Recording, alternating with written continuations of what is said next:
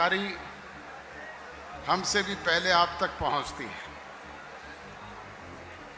बुजुर्गों और नौजवान दोस्तों, आज जिस तरह के हालात देश और प्रदेश के हैं वो आप लोगों से छुपे हुए नहीं है। पार्लियामेंट में लोकसभा के स्पीकर के खिलाफ है विश्वास प्रस्ताव आया, वो अपोजिशन को बोलने नहीं देते। हिंदुस्तान के चीफ इलेक्शन कमीशन के खिलाफ आज एक प्रस्ताव और पारित हुआ है। वो अपनी मनमर्जी से और भारतीय जनता पार्टी की डायरेक्शन पे देश चलाने का काम कर रहे हैं। कहने को तो 11 वर्ष से भारतीय जनता पार्टी की सरकार इस देश में है, माननीय नरेंद्र मोदी जी प्रधानमंत्री हैं, परंतु हालात ये हैं कि देश को तो सिर्फ 2 लोग चला रहे हैं, अडानी और अंबानी, जो दोनों हाथों से इस देश की अरबों खरबों की बेतहाशा संपत्ति को औने पौने दामों पर लूटने का काम कर रहे हैं, और सरकार में बैठे हुए लोग उनके पैसे पे विदेशों में जाकर के मौज लूटने का काम करते हैं। आज देश के सारे पोर्ट बेच दिए, एयरपोर्ट बेच दिए, रेलवे स्टेशन बेच दिए।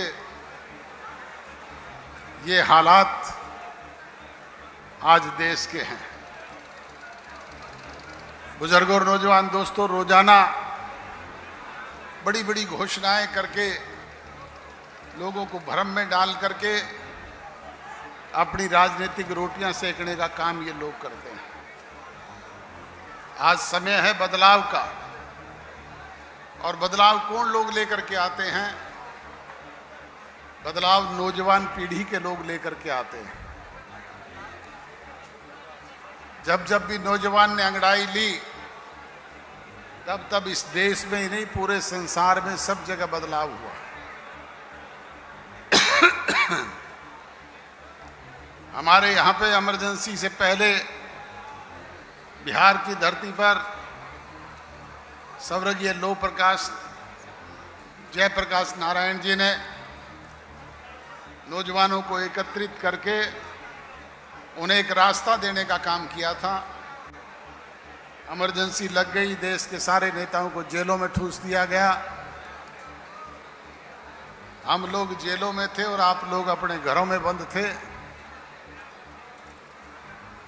ये तो इमरजेंसी की इंदिरा गांधी को शुद्ध बुद्धि आई और उसने चुनाव करवा दिए। जैसे ही चुनाव हुए,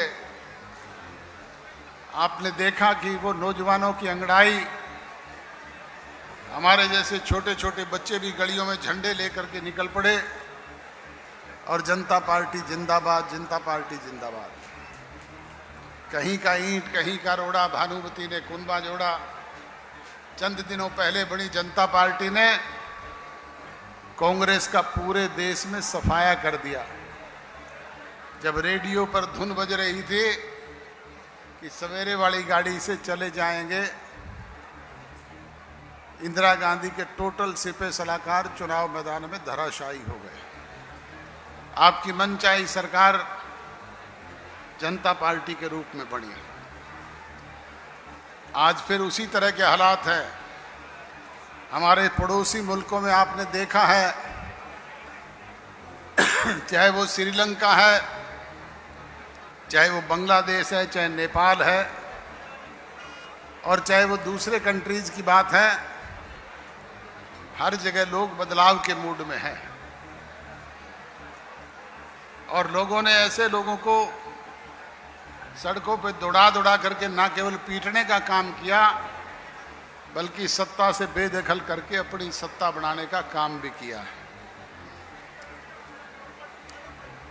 चाहे वो बांग्लादेश है, चाहे श्रीलंका है, चाहे चाइना है, चाहे आपका पड़ोसी मुल्क नेपाल है, तो आज हमारे यहाँ पे भी इसी तरह के बदलाव की ज़रूरत है। ये बात मैं कहूँगा तो भारतीय जनता पार्टी के लोगों को फिर चिरमिराट लगेगा। मैं तो ये बात बहुत पहले से कहता रहा हूं, पर इनके बाद में समझ में आई आज जरूरत है इन लोगों को घसीट करके कुर्सियों से उतार करके फेंकने की। और वो कौन कर सकता है? वो आप और हम सब मिल करके कर सकते हैं। हालात इस तरह के हैं कि नहीं है अब देश में? तो हालात इस तरह के हैं तो परिवर्तन तो हमको ही मिल करके करना पड़ेगा।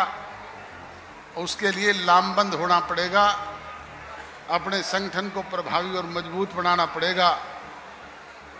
हिंदुस्तान की पार्लियामेंट में धर्मेंद्र यादव जी, अखिलेश जी, हरेंद्र मलिक जी और दूसरे राजनीतिक दलों के इनके सहयोगी जो हैं वो मिलकर के लड़ाई करेंगे और पब्लिक के बीच में जाकर के हम इनका उत्साहवर्धन करने का काम करेंगे, ताकि निकट भविष्य में जब भी वो अवसर आए इन लोगों को कुर्सियों से घसीट करके उतारा जाए